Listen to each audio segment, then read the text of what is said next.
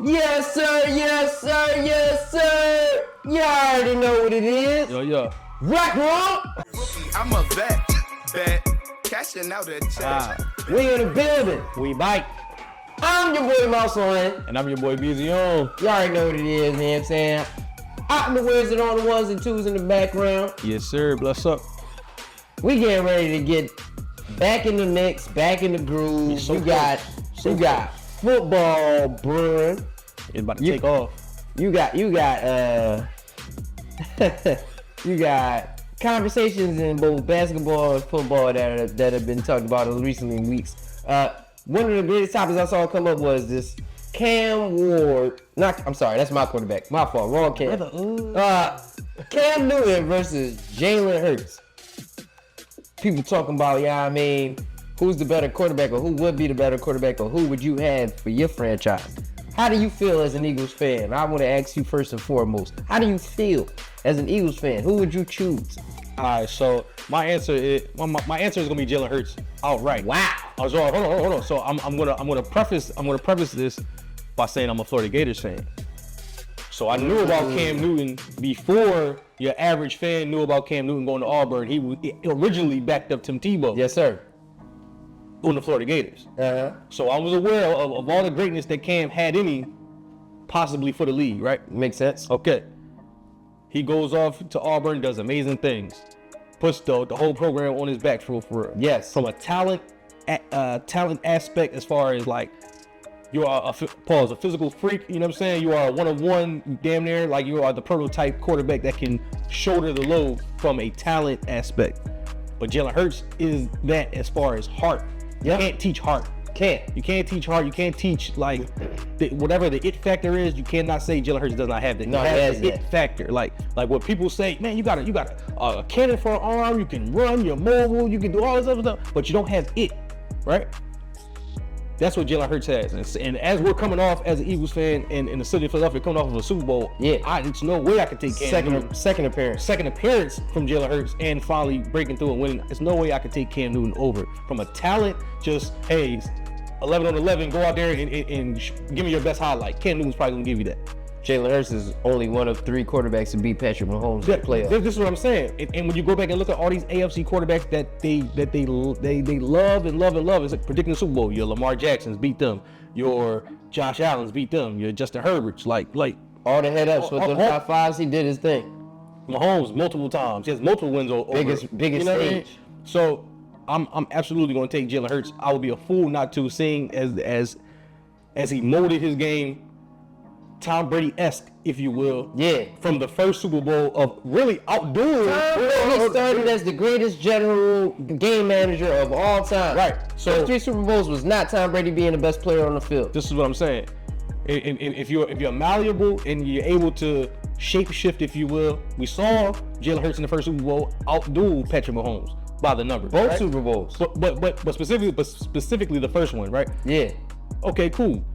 We lose that. All right, we finally get back. And throughout the year, he's used as a game manager, which I have on tape. Y'all can go back and watch our videos where I predicted that to get to our highest goal, Jalen Hurts should be a game manager for that offensive coordinator for that team. Tom Brady-esque. I'm gonna give you what you need game per game. It's not a one trick pony, one style. Whatever you need for this game, we're gonna do that. We're gonna do this for the next game. Like, I'm taking Jalen Hurts, just coming off the Super Bowl. For everything you stated, and you know I'm the biggest Jalen Hurts fan, I ain't got to say it again.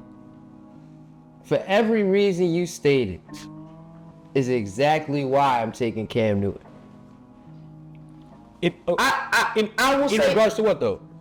I will immediately start as my first defense towards Jalen Hurts before I even go and pick in Cam Newton. Jalen Hurts is penalized when I make my pick in Cam Newton for being surrounded by so much wealth as a franchise, not even just on the field, as a franchise, surrounded by good management, good ownership, good coaching, and great players. So it is not his fault that he doesn't have to show his Superman ability. I agree. You feel me? It's not his fault. But because he's never had to be Superman, you feel me? Defense, hold on. I'm just saying, in the most clutch moments, even in the Super Bowl, The bomb to Devontae was already up 25 points. You feel me? But there's a whole Super Bowl before that, though. I'm just saying. Using the weapons.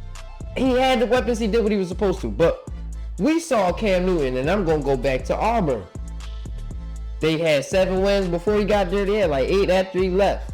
You feel me? Okay. 14-0 while he was there. And he didn't. Nobody from that Auburn roster was a success in the NFL besides Cam Newton. Right. He took college by storm. He destroyed the SEC. Right. Alabama included. This is prime Alabama. It wasn't like it was. This is championship Alabama that was winning championships regularly. Cam Newton came in and disrupted all of that in the SEC with nothing else by himself. 14-0, won the Heisman, won the national championship. You feel me? No, did he not win the Heisman? He won the national championship. I don't think he won the Heisman. I feel like he won the Heisman though. Then if he won the Heisman and the national championship, I'm pretty sure he did. Cam did so much by himself, and then to go to the Panthers, a franchise we don't know how to win. You feel me? He never had prime Steve Smith.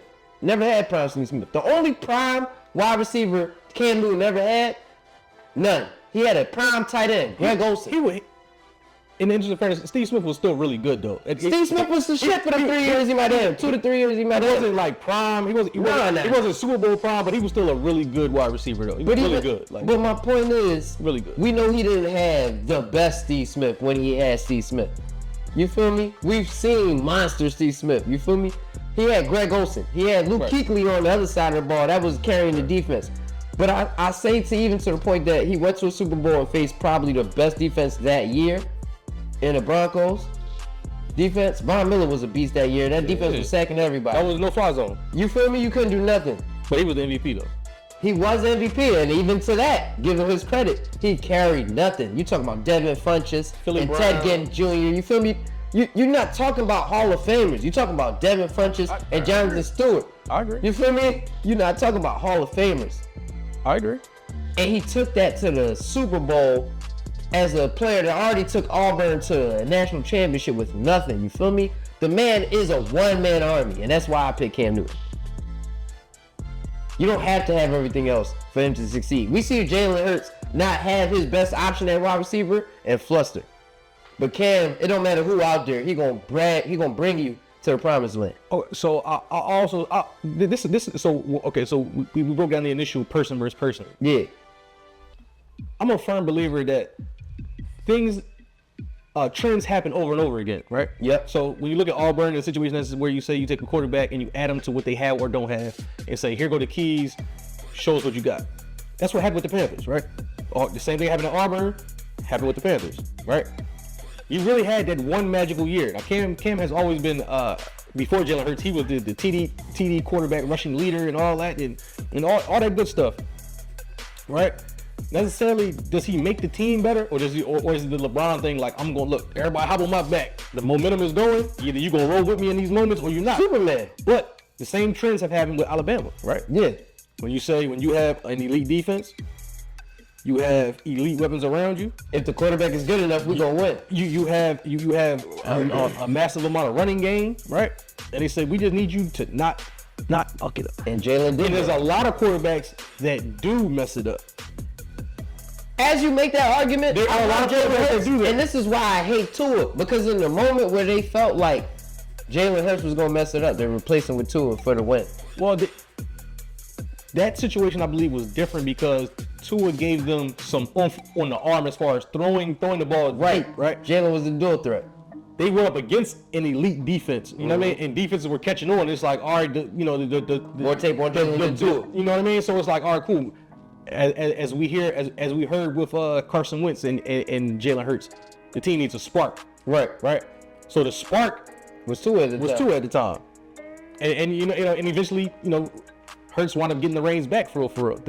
I think the following year. No, he went to Oklahoma and Tua had the reins for the rest of their life. So it was over after that. So I'm saying that to say it comes down to caliber of quarterbacks. Some quarterbacks, you can just go out there and just do your thing and be who you are, right? But when it's winning time, you have to have that makeup of a winning quarterback. And you won't, and nobody's gonna know until you in that moment. Nobody will know. Cam for not jumping on that fumble. And that's why it always goes back to, that was an MVP season, and you did everything and else right. So great, and it's the littlest thing that people will knock you forever for. You know what? It's the littlest thing. Cam's career is fucking amazing, but that not jumping on that fumble. So I also want to go back a little bit. Cam played in one of the worst divisions in football for real. For a lot of his tenure, right? You talk about your Julio Jones and Matt Ryan Falcons, right? Who went to the Super Bowl. Who notoriously fumbled heavily in the Super Bowl, right? They went to the Super Bowl once. Tom Brady and the Bucs went to the Super Bowl. No, I feel like Cam was out of the division by then. He was going by then. I feel like he was out of the division by then. He was on the Patriots by then. You know what I'm saying? Or so we talk about New Orleans. They was up and down, all offense, no defense. You talk about Tampa Bay. Eventually got Tom Brady after Cam Newton fell off of his high horse. Like, we talk about barely being 8-8. 7-8, 7-9, 8-8. Remember, he came back from the Patriots back to the Panthers for a little bit. I mean, it was a whole lot of I'm back, and then I'm back. And then nothing next week, the very next week, nothing else after that. You're just a fantasy quarterback. That was it.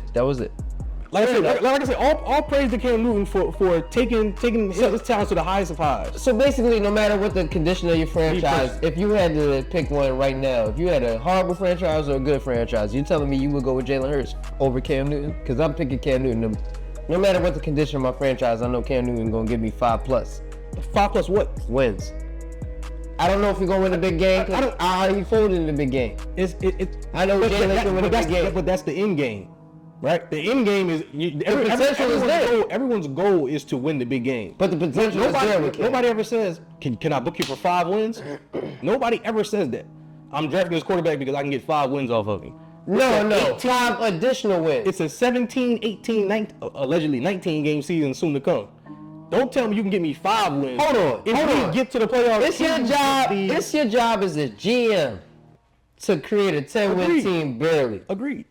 If my quarterback can +5 that, it's a lot of GMs. It's a lot of great quarterbacks stuck on bad teams because the GMs can't do that. Jalen doesn't have that issue.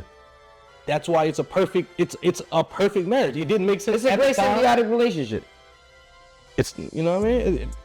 I get it. It's tough, but it's certain quarterbacks you take for certain reasons. Fair enough.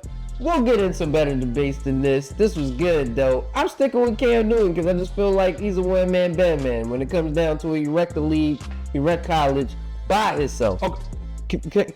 And I have to do this. Do it. I have to do this, though. What about those non-MVP years? All those non-MVP years. You mean the years where he's just throwing for 3,500, but he still has a good touchdown-interception ratio? And it's like, okay. But he's just a regular quarterback doing it. It was a lot of those, though. It was a lot of those years. You got to remember what he was playing with. Terrible offensive lines, just maybe a solid running back. Not a good wide receiver inside. But that's where the super talent is supposed to come into effect, correct? That's where super talented.